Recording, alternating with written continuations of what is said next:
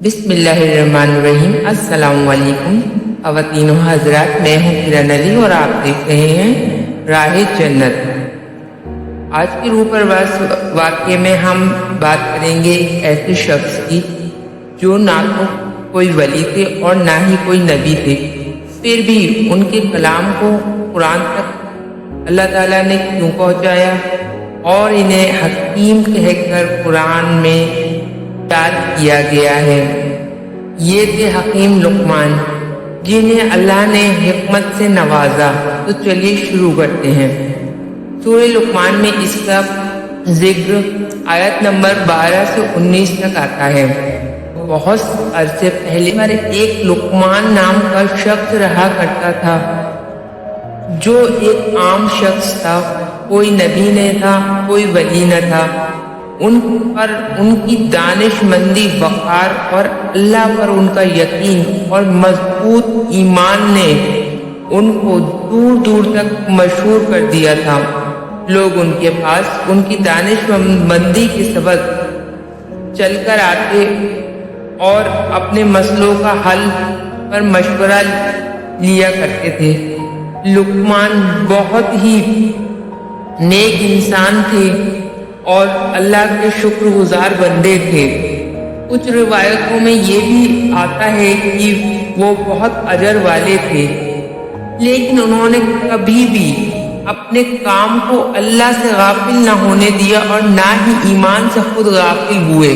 سورہ لقمان کی آیت نمبر 12 میں آتا ہے، اللہ نے لقمان کو حکمت دی، اس علم کی جو صرف عقل ہی نہیں بلکہ دل کی روشنی بھی ہوتا ہے، اور پہلا سبق دیا شکر گزاری کا، کیونکہ جو اللہ کا شکر ادا کرتا ہے اصل میں وہ اپنی ہی نفع کا کام کرتا ہے، کیونکہ اللہ کو بے نیاز ہے اور اسے تمہارے شکر کی یا کسی بھی چیز کی کوئی ضرورت نہیں ہے۔ یہ سارے عمل اللہ تعالیٰ نے ہمیں اپنے ہی فائدے کے لیے عطا کیے ہیں۔ حکیم لقمان کی نصیحتیں نہ صرف اس زمانے کے لیے بلکہ آنے والے ہر زمانے کے لیے ایک اعلیٰ تعلیم تھی۔ ایک دن کا واقعہ ہے کہ حکیم لقمان صاحب اپنے چھوٹے بیٹے کے ساتھ محبت سے بیٹھے ہوئے تھے اور اسے دین کی نصیحتیں سکھا رہے تھے۔ یہ الفاظ اللہ تعالیٰ نے قرآن مجید میں موتیوں کی طرح پرو دیے اور انہیں ہمیشہ کے لیے وقف کر دیا۔ وہ نصیحتیں یہ ہیں۔ نمبر 1، سب سے پہلی نصیحت جو حکیم لقمان نے اپنے بیٹے کو دی تھی وہ تھی توحید کا پیغام۔ لقمان کی آیت نمبر 13 میں آتا ہے، وہ کہتے ہیں، یا بنیا لا تشرک باللہ، اے میرے بیٹے اللہ کے ساتھ شرک مت کرنا، کیونکہ شرک ایک عظیم ظلم ہے، یعنی ہمیں اللہ کے سوا کوئی بھی عبادت کے لائق نہیں ہے اور اس کے ساتھ کسی کا کوئی شریک نہیں ہے۔ یہ سب سے پہلی اور سب سے بڑی نصیحت تھی۔ پھر وہ آگے فرماتے ہیں، ان کی دوسری نصیحت تھی انسانی رویے اور اس کے اخلاق کے حوالے سے، جو کہ سورہ لقمان کی آیت نمبر 14 میں منتخب ہے۔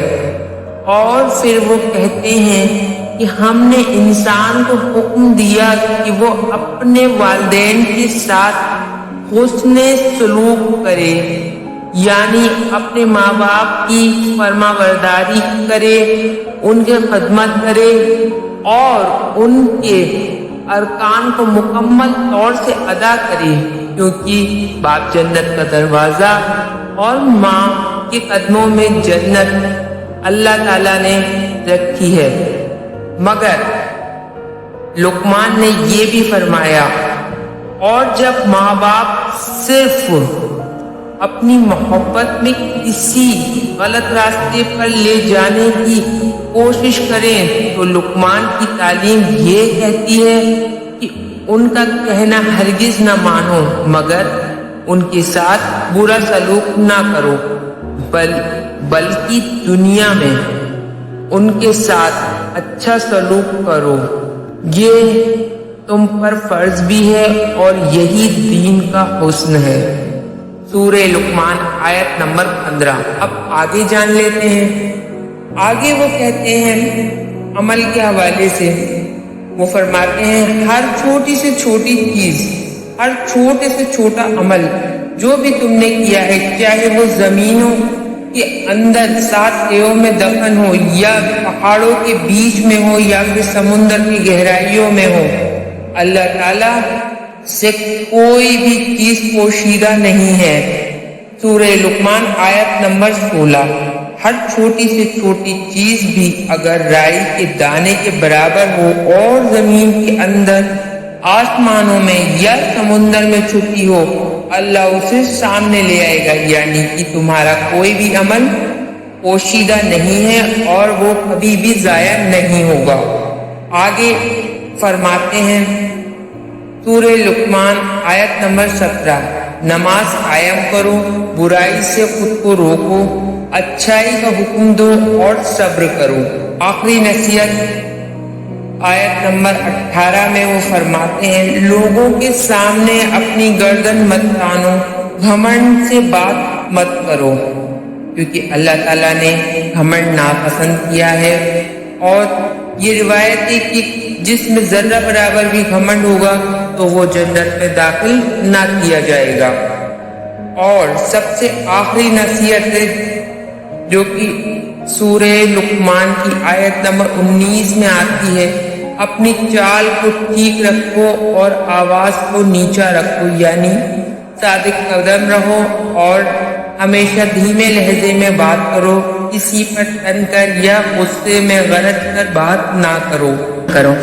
حضرت لقمان علیہ السلام کی ہر ایک نصیحت ایک زندگی کا اصول بن سکتی ہے۔ یہ کہانی صرف ایک تعلیم نہیں دیتی، یہ دل کو روشن کرتی ہے، زندگی کا راستہ دکھاتی ہے۔ تو پیارے دوستو کیسے لگا آپ کو آج کا واقعہ؟ مجھے کمنٹ سیکشن میں ضرور بتائیں، اور بھی قرآنی واقعات کے لیے میرے ساتھ میرے چینل راہ جنت میں یوں ہی جڑے رہیں۔ راہ جنت کا سفر آپ کے ساتھ یوں ہی جاری رہے گا۔ اب ملتے ہیں اگلے ویڈیو میں، تب تک کے لیے اللہ حافظ۔